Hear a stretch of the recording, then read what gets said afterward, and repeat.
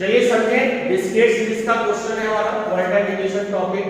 जब आप इसे सॉल्व करेंगे तो कैसे करेंगे, एक ही क्वेश्चन कराऊंगा, दो क्वेश्चन आपके बुक में दे रखे हैं, बहुत ध्यान से समझ लीजिए। सबसे पहले आप हेडिंग मेंशन करेंगे कि क्वेश्चन में आप क्या कैलकुलेट कर रहे हैं। तो कंप्यूटेशन ऑफ क्वार्टाइल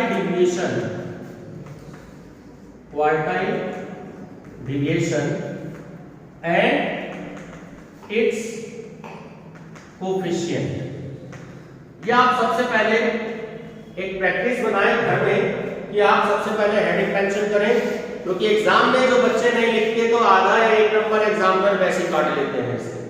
तो हेडिंग जरूर मेंशन करें कि आप जो क्वेश्चन कर रहे हैं वो उसमें आप कैलकुलेट क्या कर रहे हैं। अब x की वैल्यू आपको क्वेश्चन में गिवन है 20, 25, 30, 35, 40, 45 और 50, और f की वैल्यू है 7, 12, 14, 19, 10, 8, 3। कल का जो मैंने आपको क्वेश्चन कराया था इंडिविजुअल सीरीज का, ये थोड़ा सा उससे अलग है। डिस्क्रीट सीरीज यानी कि आपको x भी दे रखे हैं और f भी दे रखे हैं। सबसे पहले आपको क्यूमुलेटिव फ्रीक्वेंसी बनानी है। CF जिसे हम शॉर्ट में बोलते हैं, पूरा नाम होता है क्यूमुलेटिव फ्रीक्वेंसी। ठीक है, मीडियन में भी, क्वार्टाइल डिवीजन में भी, परसेंटाइल में भी और डिसाइल में भी। फर्स्ट वैल्यू अगर आपकी 7 है तो 7, 12 और 7 19, 19 और 14 कितना हो गया, 9 और 4 13 यानी कि 33, 9 और 3 12, 3 और 1 4 और 1 5, 52 हो गए। 52 और 10 62, 62 और 8 70, 70 और 3 73। ये वाली बात क्लियर हो गई। टोटल चेक करते जाइएगा, उससे टोटल में गलती हो सकती है, तो टोटल अपना जोड़ चेक कर लीजिए। ठीक है, और कैलकुलेटर ले आए सबको। अभी भी मेरे को कैलकुलेटर नहीं दिख रहे हैं सबके पास में, तो कल से कैलकुलेटर जरूर आ जाए सभी के पास। अब टोटल जो हम लिखते हैं यहाँ, इसको हम एंड से डिनोट करते हैं, इससे एंड से, या तो लिखते हैं हम सिग्मा एफ या लिखते हैं हम एंड। ये हो गया हमारा 73 टोटल। ठीक है, अब इसी के नीचे आप फार्मूला लिखेंगे, क्या जो मैंने कल आपको लिखवाया था। मैं यहां साइड में कर रहा हूं question. Small q1 quartile number, size of n+1 upon 4 f item. ये बात क्लियर हो गई। क्वार्टाइल में 4 से डिवाइड करते हैं, मीडियन में 2 से डिवाइड करते हैं। ठीक है, अब साइज ऑफ n देखो कितने आए थे, 73 आए थे, तो 73 + 1 डिवाइडेड बाय 4 f आइटम। चलिए डिवाइड कर दीजिए। 74 डिवाइडेड बाय 4 क्या वैल्यू आ रही है, 18.5। अब ये जो वैल्यू आ रही है आपकी 18.5, मुझे CF में बताओ कि कहां कवर हो रही है। आपका पहला आंसर आ जाएगा, कहां कवर हो रही है CF में। देखो ये कवर हो रही है 19 में, क्योंकि 7 की तो वैल्यू जो है वो 18.5 से कम है और 18.5 से ज्यादा क्या हो गई, 19। ये बात क्लियर हो गई। अगर इन दोनों के बीच की कोई वैल्यू आती, मान लीजिए 28.5 आती, तो तब हम 33 में कवर कर लेते। आपको देखना है कि किसके और किसके बीच में वैल्यू आ रही है। ये बात सबको क्लियर हो गई। सपोज कीजिए वैल्यू आती 58.75। अब 58.75 देखो यहाँ पे कवर हो रहा है, तो जो उससे हाईएस्ट वैल्यू होती है आपको वो इसमें देखना है। यहाँ क्लियर है। अब इसके सामने वैल्यू देखिए क्या है,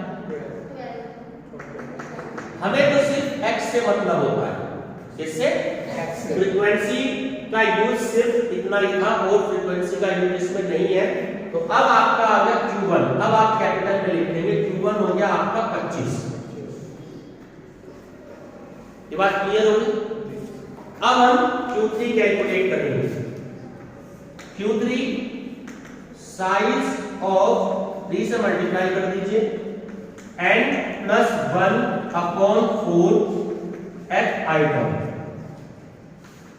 साइज ऑफ 3 73 + 1/4 at item। चलिए तो 18.5 आप डिवाइड करके लाए थे, अब Q3 है 3 से मल्टीप्लाई कर दीजिए 18.5 को, बताएं क्या वैल्यू आई। 55.5 at item। अब ध्यान से देखो 55 कहां डबल हो रहा है 62 में, क्यों?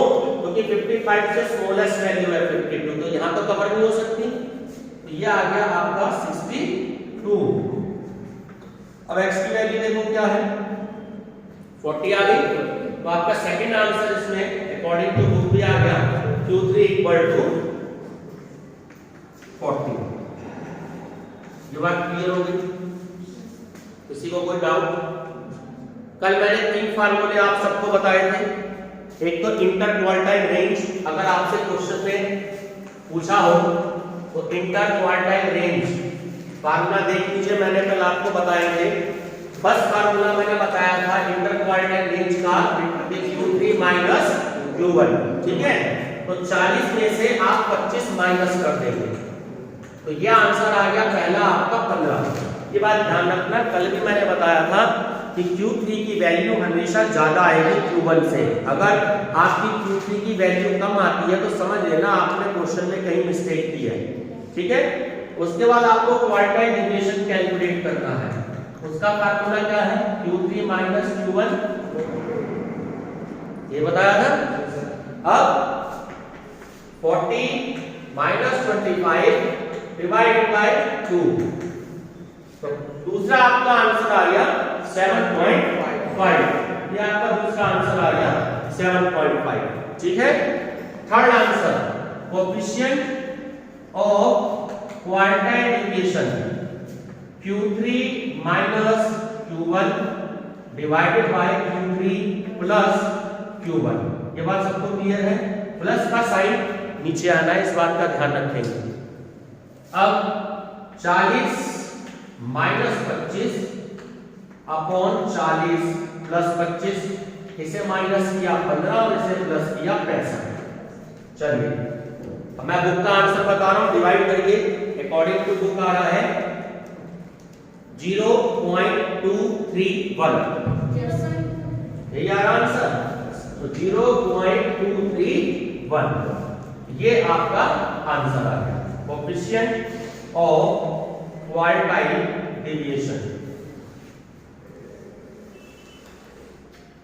इसमें अगर किसी को कोई भी प्रॉब्लम है तो मुझसे समझ लीजिए।